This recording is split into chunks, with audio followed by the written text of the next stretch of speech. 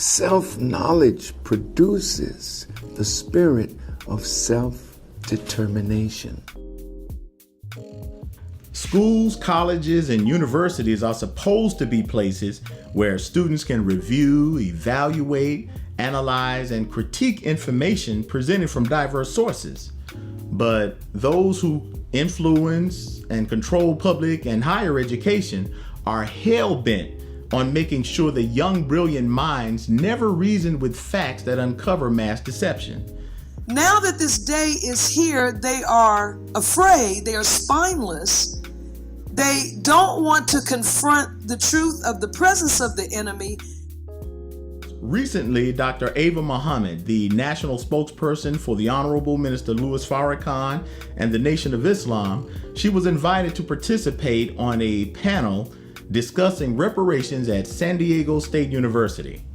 Now, be mindful that Dr. Ilia is one of the most qualified persons to present on this important topic of justice and reparations for the descendants of slaves, having an impressive legal background as an attorney, and really an even more outstanding record of tackling this subject in public forums throughout this country.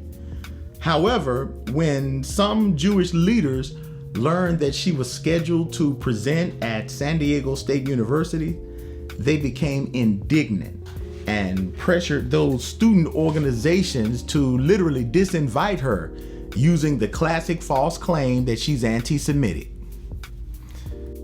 Now think, are they suggesting that these college students and faculty are so dumb that they're unable to listen and critique the facts she presents for themselves? The Jews have attacked Minister Farrakhan relentlessly for 30 years. Or are they upset that she presents historical facts that highlight the ongoing Jewish exploitation of blacks, and the fact that Americans have been forced to pay billions in reparations to Israeli Jews when blacks had nothing to do with Nazi Germany? Is it also because of the proven fact that Jews were among the most prominent orchestrators of our enslavement? And how they are literally making it virtually illegal to even discuss these facts in schools and colleges. The Anti-Defamation League, in their 1994 document, I believe, clearly aimed to punish any leaders, educators, or universities for giving Minister Farrakhan or his message a platform. This is documented. It was recently discovered and exposed how Israeli organizations are behind the targeted smear campaigns of anyone who is critical of Israel's wrongdoing. Much of that was uncovered in that documentary by Al Jazeera.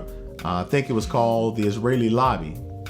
And they have the technological wherewithal to spy on and disrupt those voices of truth from sharing such truth on college campuses.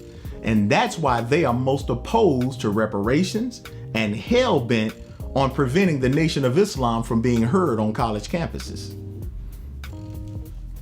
So this is a case of black people's oppressors literally determining how we should discuss our freedom. So with respect to the other brilliant panelists who haven't been disinvited, just remember now, the enemy isn't threatened by those who don't have the fortitude to present the case of reparations. They're not threatened by those who don't have a viable program in place, as the Nation of Islam has had since the 1930s. And of all the black people that are running around screaming about reparations, when I say, well, what should we ask for? What Muslims want is a document that Elijah Muhammad put forth to let you know exactly what people who are the American descendants of slaves should be asking for in payment for what we have. Mm-hmm. If we're not discussing those things and we're simply saying, what do you have for us? Then that's just like asking for welfare. Yeah. And for white Jews to determine that the Nation of Islam should be disinvited from discussing reparations is like the fox determining who guards the henhouse.